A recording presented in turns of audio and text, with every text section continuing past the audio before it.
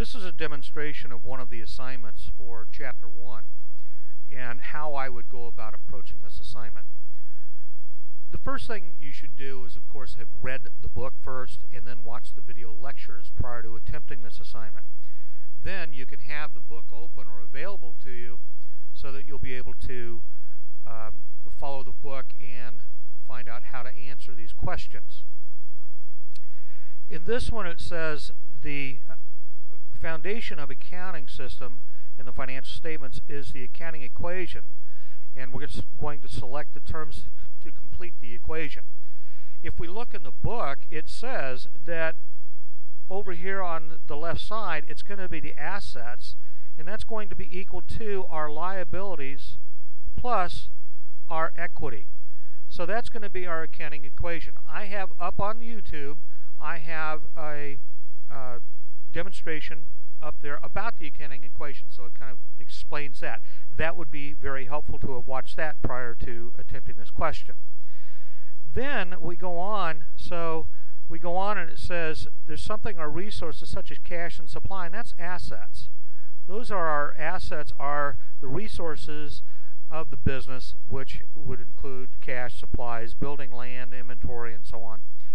And then the funds are borrowed from creditors, and the creditors include both banks and so on, as well as investors or stockholders, and money generated by the business.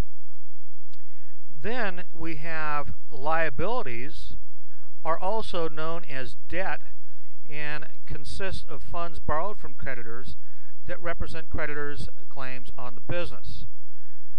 Our equity, which includes the capital or money invested by the stockholder and the profit generated by the business, represents the stockholder's claims on the business assets. So we've gone through and we've selected those particular items.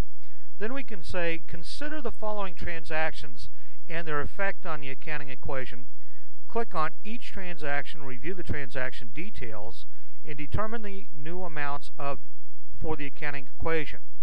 So it says we have beginning assets of 0, and we have investments in the business, and you can see where I've highlighted, it says the company receives $20,010 in cash in exchange for $20,010 in stock. So we're going to have cash, which is an asset, which is going to increase by $20,010.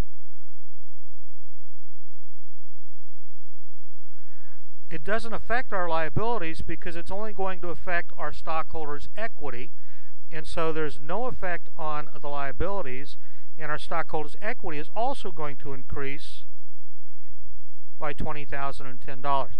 Notice that my accounting equation, you see the equal sign here, plus sign, the left side of the equation must always be equal to the right side of that equation. So I have $20,010 on the left side, and I've also increased the right side by $20,010. Now we borrow some cash, and it says we're going to borrow $6,350 from the local bank. So we're going to increase some cash, increase our cash by $6,350. We're borrowing money, so we owe the bank $6,350, and it has no effect on stockholders' equity. Again, we're still maintaining the accounting equation is in balance. We've increased it by $6,350 on the left side of the equation and $6,350 on the right side of the equation. So if we add up, our total assets would be $26,360. That's going to be equal to the total of the liabilities and stockholders' equity added together. Then it says we purchase some equipment. It says we purchase equipment of $7,000. Our equipment, $7,000, we're going to increase, and we're also going to decrease it because we paid cash for it. Is that right? Yes, we pay cash, so we're going to increase the equipment by $7,000, and we're going to decrease cash by $7,000. So the net effect is 0 on our assets because we increase it and decrease it by $7,000. We do not increase or decrease any liabilities, nor do we change our equity. So all of those would be 0.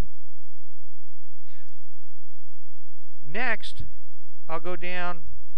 I'm going to make this a part 2.